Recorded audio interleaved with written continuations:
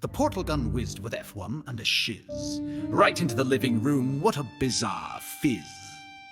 Young Morty was moping. The rain was a pour. His sister, young Summer, was terribly bored for sure. "Aw, geez, Rick," mumbled Morty, all glum and downcast. "This day is the worst. It's just going too fast or too slow. I don't know, but it's making me twitch like ants in my pants with a terrible itch." His grandpa, Rick Sanchez, with burps and a sneer, said, "Morty, you nincompoop, have no more fear. For boredom's a weakness, a flaw in the mind, and I've got contraptions of every darn kind." He pulled from his lab coat a device quite absurd, with blinking blue lights and a whirring weird word. "This, Morty, is the Boredom Annihilator 5. It'll spice up your day, make your dullness not thrive." But before Morty could question, or even just stare, a figure popped in with a whoosh in the air. He was tall and quite wobbly, with stripes green and red, and a hat on his head that looked quite unbred. "Who the heck are you?" Rick bellowed with laser-like gaze. The creature just grinned in a most curious haze. "I am Fish McSquiggle. I've come for some fun. Your mundane existence, consider it run."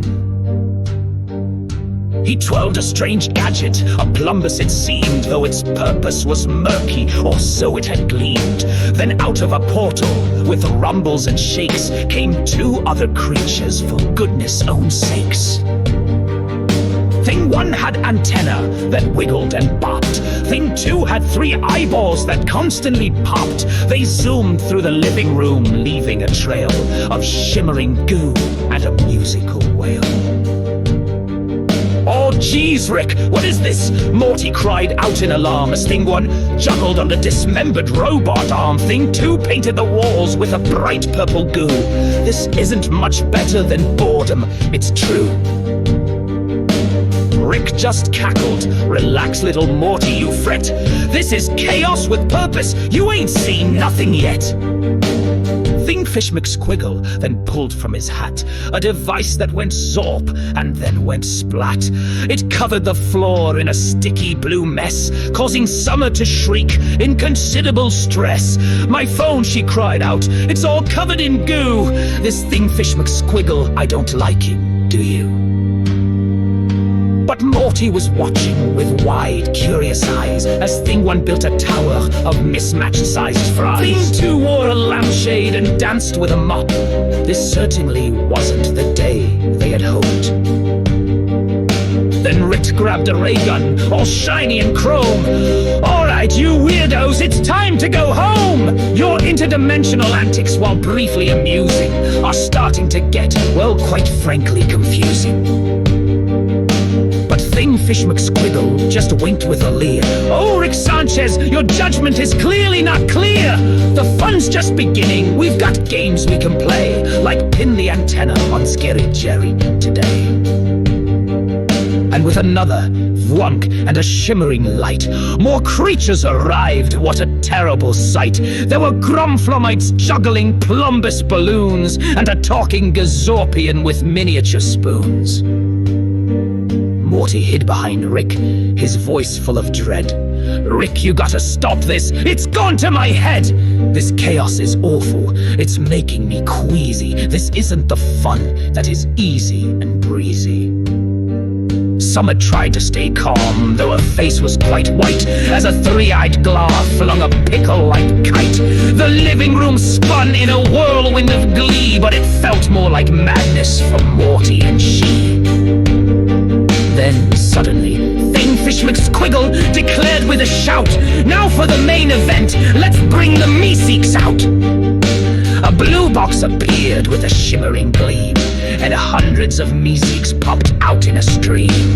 "I'm Mr. Meeseeks, look at me," they all cried, with blank vacant stares and nowhere to hide. "Our purpose is simple, to grant your request." The sheer overwhelmingness put them to the test. "Make this mess disappear," Morty shouted with force, and hundreds of Meeseeks tried to change the whole course. They scrubbed and they swept with a desperate might, but the goo was too sticky, the chaos too tight. Rick watched the whole scene with a smirk on his face. Well, Morty, at least this has picked up the pace.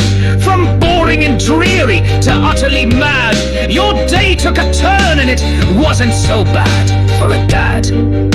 But Morty just groaned as a Meeseeks tripped near and covered his face with a puddle of beer.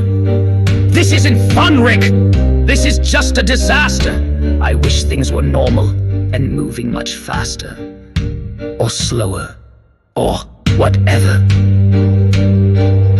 Then Thingfish McSquiggle, with a nod and a wink, said our time here is up. I should probably think about tidying somewhat before we all flee. Wouldn't want your dear parents to get mad, you agree?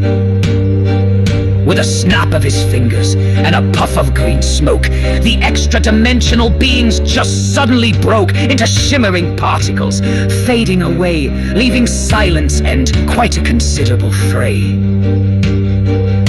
The goo was still sticky, the fries on the floor, the walls were still purple, and so much more.